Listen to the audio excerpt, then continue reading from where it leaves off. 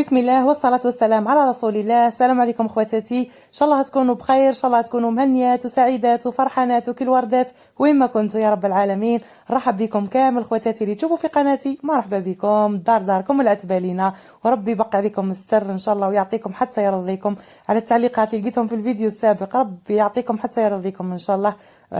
ما لقيت واش نقول، ونعم الاخوات، الله يبقى عليكم الستر ان شاء الله كاملين، ويعمر دياركم بالفرح والربح والخير وكل حاجه مليحه في الدنيا ان شاء الله تلحقكم. حكايه اليوم حكايه نقول لكم رايحين تشفاو، يعني من الاخر رايحين تشفاو. قررت نحكيها لكم للامانه، ولا خلي حتى نكملوا الحكايه ونقول لكم. المهم هي حكايه سحر وشعوذه، وراكم على بالكم، بصح ربي اكبر من كل شيء، اكبر من السحره واكبر من كل شيء. الحمد لله لكل حد دا حقه، هذا واش نقولوا.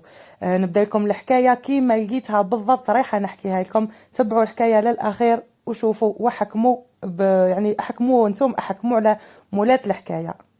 أنا مديرة مدرسة، نعم عليا ربي سبحانه بالمال وبالجمال والقوة والذرية. راجلي كان من الناس اللي عندهم الدراهم بزاف، يعني كما نقولوا من أهل المال والجاه. قدر ربي وتزوج عليا راجلي بالمرة الثانية، وهذا هو الشيء اللي قلب حياتي رأسا على عقب.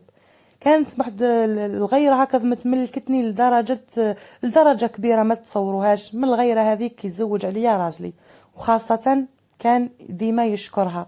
في واش يشكرها؟ كان يشكرها في دينها، ويقول هذه المرأة يعني ديت مرأة مدينة بزاف، وهذا هو الشيء اللي زاد الغيظ تاعي وزاد الغيرة تاعي منها هي. ولاحظت حتى من زوجي كان يشكرها ويقول هي قريبة من ربي سبحانه. المهم أنا كنت يغيظني الحال، وكنت نمنشر فيها ليه هو، كنت نعايرها وهو يعني نهضر معاه ونعايرها هي. واش كان يقول لي؟ كان يقول لي إياكي وتظلميها، راهي من أهل الله الأجواد، راهي قريبة من ربي سبحانه وقادرة تقيسك. كي سمعت بالهضرة هذيك منه هو، ولا قلبي يغلي من الغيرة، وخفت. الشيء اللي خفت منه هو أنها تهز بالحمل منه. في هذا الأمور كامل، وفي هذه المشاكل كامل، وفي هذا الهموم كامل، أنا كانت عندي صديقة في الخدمة تاعي. كنت كل ما يغيظني الحال، ولا كنت كل ما نبكي ولا نروح نفضفض لها ونحكي لها همي.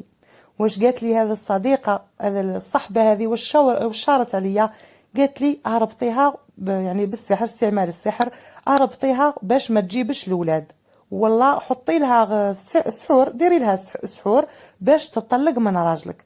في البداية أنا خفت وقلت لا، وخفت من ربي، يعني الشيء اللي خفت منه هو أني خفت من ربي. وش قالت لي هذه صاحبتي؟ قالت لي نورمال، طلقيها، ديري لها السحور وطلقيها، وكي تطلق صدقي برك توبي لربي وراح يغفر لك وخلاص. انا الشيطان لعب لي بعقلي وسكن لي في قلبي، وافقت باش ندير لها سحر باش ما تجيبش الولاد نهائيا، وباش تطلق من راجلي. رحنا لواحد المراه سحاره في منطقه شعبيه كما نقولوا. قلت لها راني نحوس نطلق ضرتي، راني مانيش حابتها تقعد مع راجلي، وما رانيش حابتها يعني كي راهي ذوكا معاه ما رانيش حابتها تجيب الولاد. وزاد عماني الشيطان اكثر واكثر واستولى على قلبي. وقلت لها راني حابتها ما تجيبش الولاد، لا من راجلي ولا من راجل واحد اخر. السحاره هذيك قالت لي نورمال، الشي هذا مقدور عليه، يعني عليك وعلى الدراهم وانا نفري لك كل شيء. وقالت لي لا بغيتي الخدمه تاعك تخرج خدمه مريقله، روحي جيبي لي حاجه من حوايجها تكون عرقانه فيها، يعني حاجه من ملابس تاعها تكون يعني حاشاكم واكرمكم الله، يعني موسخه وعرقت فيها، ولا اي حاجه، يعني اي حاجه ريحه تصلح، المهم حاجه فيها ريحتها. المهم انا ما لقيت واش ندير، وما عرفتش كيفاش نتصرف وكيفاش راح نجيب هذا الشيء اللي طلبت مني هذا السحاره. من بعد صديقتي هذه قالت لي لازم تبعثي بنتك، زعما هكا شغل رايحه تتعرف على مرت بويها وتتعرف عليها، وبلي راهي زعما تروحي تعرضها لدارك، بلي انت زعما راكي عارضتها على غدا ولا على عشاء.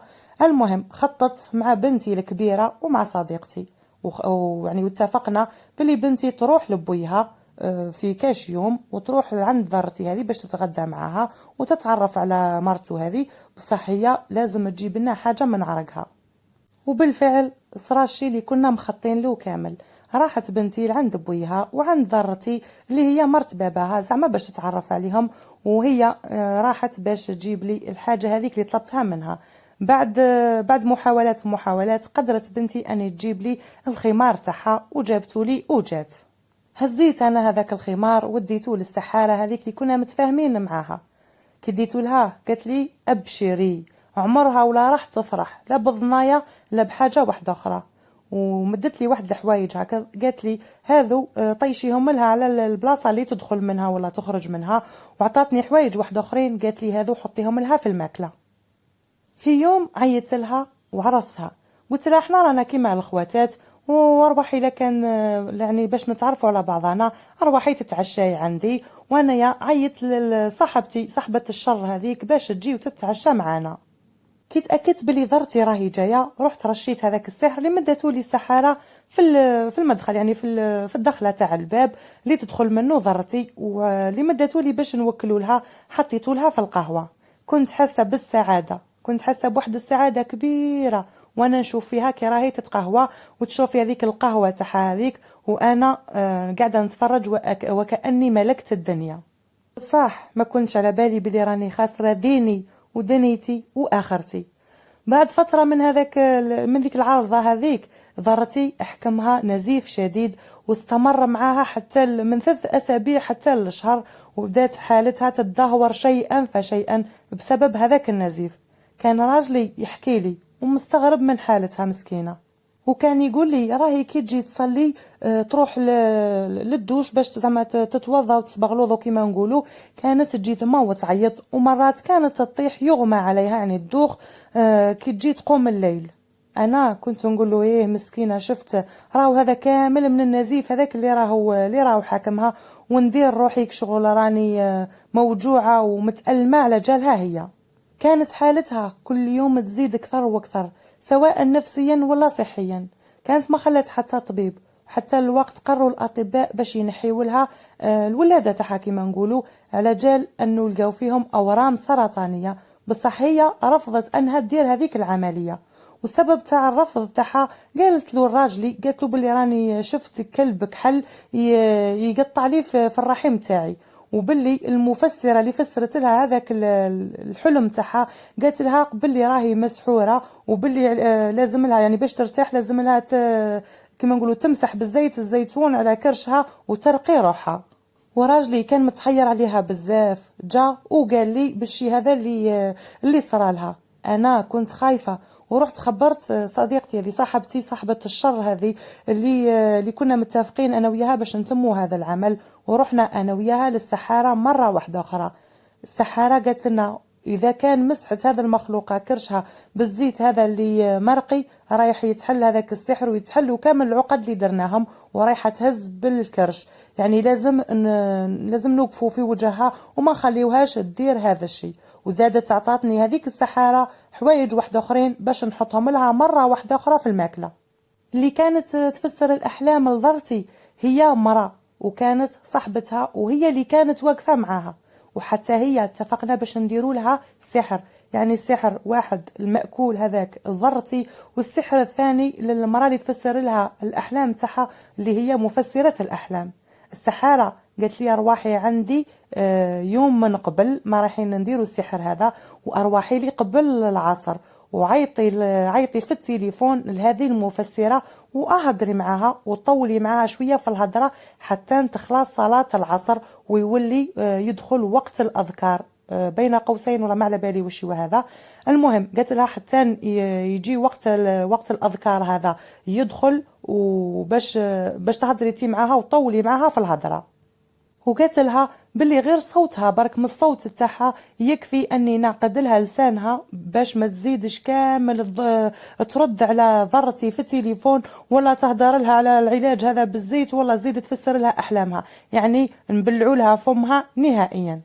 وتم الشيء اللي اتفقنا عليه، وقدرت هذيك السحارة باش تعقد هذيك المفسرة الأحلام اللي كانت تتعاون في ضرتي.